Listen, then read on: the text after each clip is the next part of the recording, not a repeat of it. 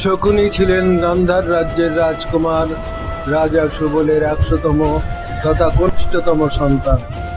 তাই তাকে সৌবলা বলা হতো। তিনি ছিলেন গান্ধারীর ভাই এবং কৌরবদের মামা। সুতরাং ভাইদের মধ্যে শকুনি সবার ছোট এবং সবচেয়ে বুদ্ধিমান। শকুনির রাগ বা বিদ্বেষ কোনোটাই পাণ্ডবদের প্রতি ছিল না, ছিল ভীষ্ম পিতামহের প্রতি, এবং তিনি চেয়েছিলেন সমগ্র কুরুবংশ ধ্বংস করে দিতে। এই শত্রুতার বীজ লুকিয়েছিল গান্ধারীর বিয়েতে।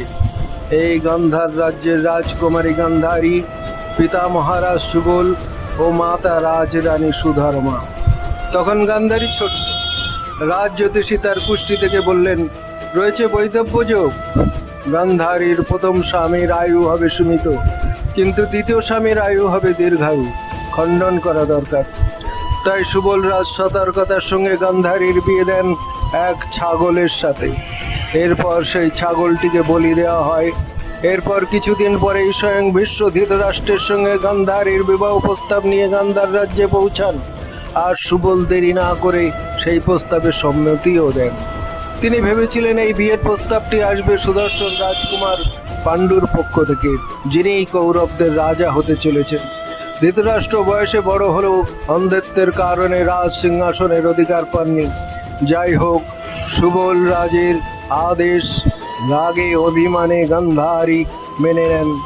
অন্ধ ধৃতরাষ্ট্রকে স্বামী হিসাবে এবং নিজের চোখের দৃষ্টি আচ্ছন্ন করলেন এক টুকরো কাপড় বেঁধে। এই বঞ্চনার তীব্র প্রতিবাদ করেছিলেন শকুনি, কিন্তু ভীষ্মের ব্যক্তিত্বের সামনে তা ছিল নিষ্ফল। ধৃতরাষ্ট্রের সঙ্গে বিয়ের সময় গান্ধারীর প্রথম বিবাহের ঘটনা গোপন রাখা হয়। পরে কুরুবংশে প্রকাশিত হয়ে পড়ে যে গান্ধারী বিধবা হওয়া সত্ত্বেও ছলনা করে বিয়ে দেওয়া হয় ধৃতরাষ্ট্রের সঙ্গে। ভীষ্মের মতো বিচক্ষণ ব্যক্তি কিনা প্রতারণার শিকার হয়েছে, যা শুনে সকলে হাসবে। তাই রাগে ক্ষোভে সত্যকে গোপন রাখা ও কুরুবংশকে বঞ্চনার অভিযোগে গান্ধার রাজ্য আক্রমণ করলেন ভীষ্মের বিশাল বাহিনী। যুদ্ধে পরাস্ত হন রাজা সুবল ও বন্দী করা হয় শকুনি সহ তার শতপুত্রকে। তাদের প্রাণে হত্যা না করে কারাগারে আটক করে অভুক্ত রাখা হয়। বন্দী গান্ধারদের জন্য প্রতিদিন দেওয়া হতো মাথা পিছু 1টি করে দানা। উদ্দেশ্য তাদের অনাহারে মেরে ফেলা। এই যৎসামান্য খাবারে সবার পেট কি ভরবে? হস্তিনাপুরের আসল উদ্দেশ্য বুঝতে সময় লাগে না রাজা সুবলের। সবার সাথে আলোচনায় বসেন তিনি।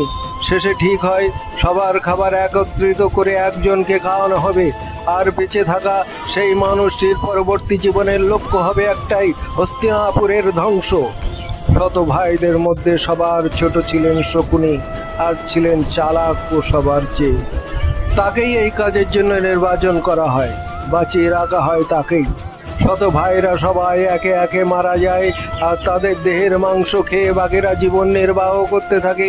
ভাইদের মৃতদেহ ভক্ষণের সাথে সাথে ভাইদের ইচ্ছে অনুযায়ী তাদের গুণাবলী প্রবেশ করতে থাকে শকুনের মধ্যে। এইভাবে সমস্ত ভাই মারা গেলেও তখনও বেঁচে পিতা সুবল।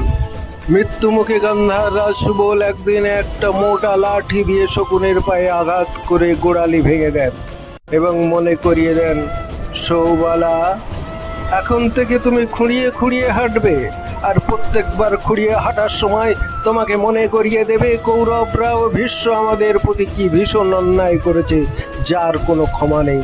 তারা যেভাবে গান্ধার বংশ শেষ করেছে, কৌরবদের বিনাশেই আমার আত্মা শান্তি পাবে, সে কথা কখনো ভুলে যেও না। শুধু প্রতিশোধ গ্রহণের লক্ষ্যে জীবিত থাকেন শকুনি। শেষ শয্যায় শুয়ে সুবল রাজ শকুনিকে কাছে ডেকে কানে কানে বললেন, পুত্র সৌবালা, তুমি এখন ভাইদের মধ্যে একমাত্র জীবিত। আমার মৃত্যু আসন্ন। একটা গোপন কথা শোনো। আমার মৃত্যুর পর আমার উরুর হাড় দিয়ে তোমার পাশার ঘুঁটি তৈরি করবে। আমার সমস্ত ক্রোধ ও প্রতিহিংসা এই অস্থি অবশেষের মধ্যে পাশার ঘুঁটির মধ্যে বেঁচে থাকবে। পাশা খেলায় যে দান তুমি চাইবে, তোমার ইচ্ছা অনুসারে জয়ের ফল তুমি পাবে।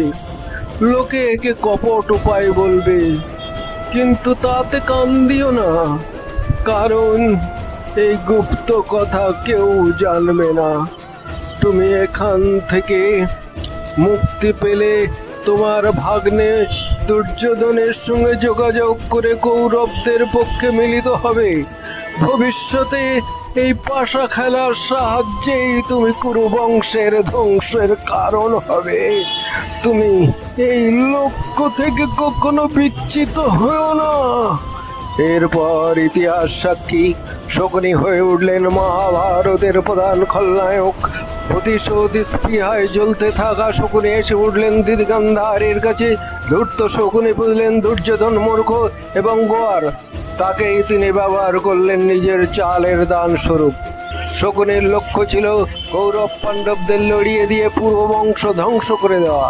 দুর্যোধনকে তিনি নানান কূট বুদ্ধি দিতেন, যেমন কালকূট, বিষ প্রয়োগ করে ভীমকে শৈশবে হত্যার চেষ্টা, যদুগৃহে কুন্তী সহ পাণ্ডবদের পুড়িয়ে মারা ইত্যাদি ষড়যন্ত্র শকুনির সক্রিয় ভূমিকা ছিল।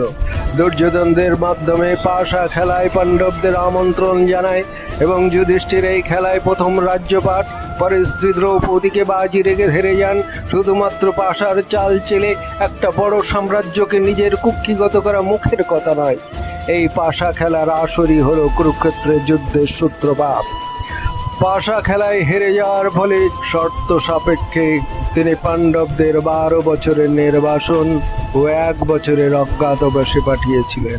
গান্ধার সিংহাসন পড়ে থাকলেও সেখানে তিনি রাজত্ব করতে যাননি।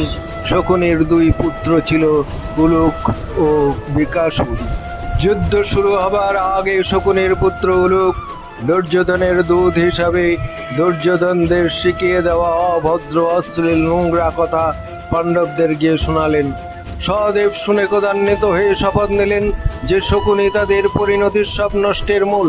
তাই তার সামনে প্রথমে উলুককে হত্যা করবে, তারপরে তার পিতা শকুনিকে বধ করবেন। যুদ্ধের শেষ দিন তথা 18তম দিন সহদেবের হাতেই শকুনি পুত্র উলুক ও শকুনির মৃত্যু হয়।